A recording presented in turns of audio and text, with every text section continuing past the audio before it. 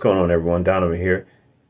Yes, part two, we are here, Detroit Radio, and I just wanted to talk about some things that maybe might take you down memory lane, um, and how it affected my life as well. Now, to recap, in part one, I told you about how I really felt like radio was more like my parents' thing. It was something I would see them react to, groove to. It would be like a morning ritual of hearing Wake Up Everybody by Harold Melvin and the Blue Notes. And a lot of people in our neighborhood listen to WCHB, listen to WJLB, AM, both those stations when they were on AM. In the morning, that was the thing. You get up, and the whole family listens to the radio, listen to the music. That those radio stations played music that you heard, but that was kind of like your parents' radio station, your neighbor's radio station. It wasn't yours. It was just something that you were kind of introduced to. And that's what I was talking about in a recap, how that was the intro of music to me in my life. But, oh, how things change, and there are moves that go on in our lives, and that that music becomes an intricate part of. And so we moved, actually. We moved from one neighborhood to another. We moved from Virginia Park, Dexter area to the 7 Mile and Southfield area. And with that move, I had new neighbors. I had new friends. And yeah, left the old ones behind, had new friends. I was the only child at the time, moving into a new neighborhood with my stepfather and mother. So of course, moving into a new neighborhood, you got to know what's new. How am I going to survive in this place? What are the places you can go, places you can hang out, dangers and things like that. Now, of course, as a 8-year-old, you don't know all that stuff. You just know that you're meeting new people. And my new friends told me about different things going on around the neighborhood. But one of the main questions they asked me, I think the first day we met, was, what radio station do you listen to? And I told them, hey, we listen to this one or that one. We listen to, WCHB, WJLB, AM. I'm like, oh, well, have you heard of WGPR? 105.7 FM. And I never heard of it until they mentioned it, and a DJ by the name of the Electrifying Mojo. So this seemed to be a thing that all the young people my age were listening to, this DJ, Electrifying Mojo. And so, moving into a new neighborhood, trying out new things, I would hear WCHB and WJLB during the day from my parents. It became just still a regular part of the day being in a new neighborhood. But I would also hear, turning on my radio at night, Mojo. Now, when I first heard Mojo, I thought he was weird. And in a way, he still is weird. And that's a good thing, because he brought forth a whole different vibe of music. He played the music I knew about and my parents listened to, but he mainly played a lot of different music. He played a lot of rap, hip hop, a lot of Detroit artists coming up and out, a lot of different electronic music. He played, Egyptian Lover. He played African Bambaataa, but he also played some Detroit groups that I wouldn't have known without him, Cybertron, and just different, I'd say, German and French artists as well, even though I don't think they're from those areas. But without Mojo, I wouldn't have knew about Kraftwerk and Kano, Pet Shop Boys, B-52s, Falco. Oh my gosh, Jay Giles band, because he would play not only just the so-called black music, he would play new wave, techno. He would play those type those types of genres as well. So I would listen to him during the night, and the other radio stations I felt like more like my parents' radio stations during the day. And when we moved, I believe there was a move coming of just new music and just a new generation, my generation, that would kind of get into the groove of things, and just a slew of artists that are not around today. Maybe some are on tour, but I used to love listening to. I'm going to name some of them here. And because it was so much good music back then, late 70s to late 80s, oh my gosh, we're talking about Atlantic Star, Midnight Star, Rufus, Shaka Khan, Gap Band, Champagne, Cheryl Lynn, Chic, Barkays, the Brothers Johnson, LTD, Billy Preston, Angela Winbush, Donna Summer, Angela Bofield, Prince, Ashford and Simpson, Barry White, Commodores, Glenn Jones, Isley Brothers, Gladys Knight and the Pips, Kool and the Gang, Frankie Beverly and Mays, Earth, Wind and Fire, Peebo Bryson, Rolls Royce, Shalimar, SOS Band, Sky, Entombed, The Whispers. So many groups, guys. Confunction, Cameo, Luther Vandross. And those are some, like, from, that was probably early 80s. I listened to, hearing on the radio, and the thing about it is that the beats, the groove, today's music is all about that bass, but that music back then was simple lyrics and the funk. The funk would hit you big time. If it was the guitar, if it was the way the drums were played, mainly if it was that guitar, you would hear the funk in that guitar. There's something about the bass and the funk, and so that's what I love listening to growing up.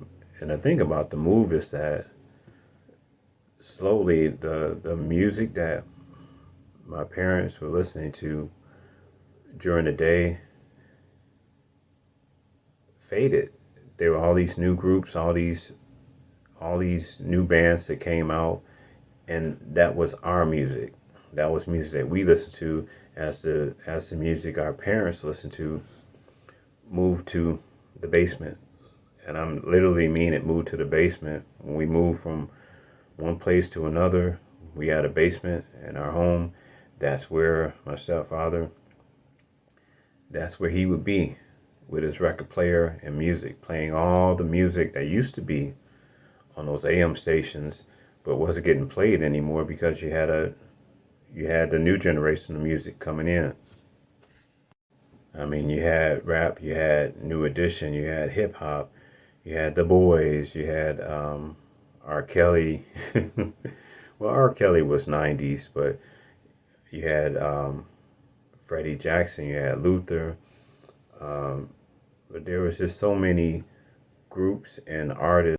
And like I said, Mojo changed my life, just the way with the different types of music that he played. It opened my ears up to other varieties of music, not because I wanted to hear them, but because he played them. And so I think that changed the landscape of my variety of music. And also it helped me to remember some things when we moved to our new area. I told you in the last video that there was a DJ, and I'm not sure who it is. Maybe you can help me remember.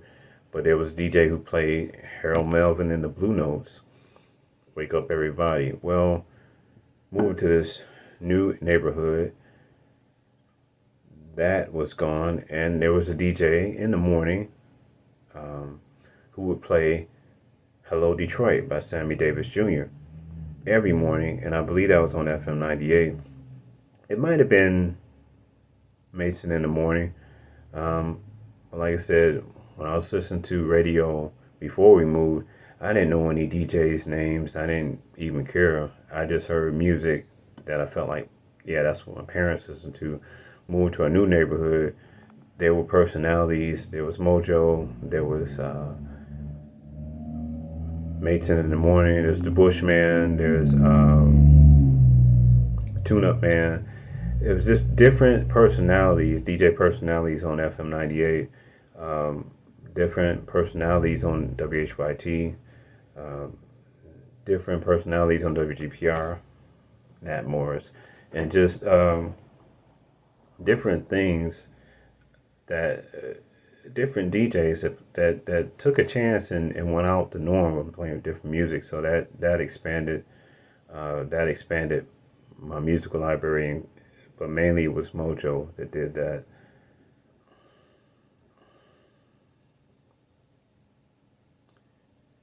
Looking back, guys, looking back on it, radio was awesome back then. Before Raunchy B came in the '90s, um, it was just a beautiful time. Like I said, coming out of disco into um, the funk and R&B being changed to R&B music from soul music and just so many things. The disappearance of the 8-track into the cassette, and I remember having a big boom box before the auto reverse came, and then eventually auto reverse came, and you had to flip the tape out like um, back in the day. Just a lot of new artists were starting their career back then. A lot of artists that are still out today, touring, and the '80s is a great time, guys. '80s, late '70s, late '80s. That's just the best time of music. And I don't know. You remember with disco kind of fading, the 12-inch slowly faded, and then Mojo used to play. He'd play a song. I thought it lasted about 35 minutes with the 12-inch. He'd play like the longest version of the song, which would make me go to other radio stations as well, because I didn't want to be sitting up there going to sleep to a song that probably was about 3 or 4 minutes, but the extended version was about 85 minutes, it seemed. So I was glad that the 12-inch had kind of faded out. Um, yeah, just a lot of good times during that, and um, a lot of diversity for me. I mean, it was just so I had all these radio stations that, okay, I'm listening to hip hop and rap. I'm listening and hear the slow jams, the quiet storm at times. You listen to that, and just all this good music, guys, that helped to mold me and change me during that time of my life. It kind of, when I was feeling lonely, music to cheer me up. When I was, need to be inspired. And Fat and Whitehead, Ain't No Stopping Us Now. Just different songs by Earth, Wind and Fire, and then alternative music when that came out. Just different artists from the UK, Canada. I was a big Corey Hart fan when Never Surrender came out. Um, Pat Benatar, Love Is a Battlefield, when that came out. Um, and then my younger sister was born. Just coming in different types of music, and you can't help, you're in the same household, introducing her to some things. I mean, you having a little sister, and you hearing songs about little sisters from Billy Idol and Night Ranger, just different things.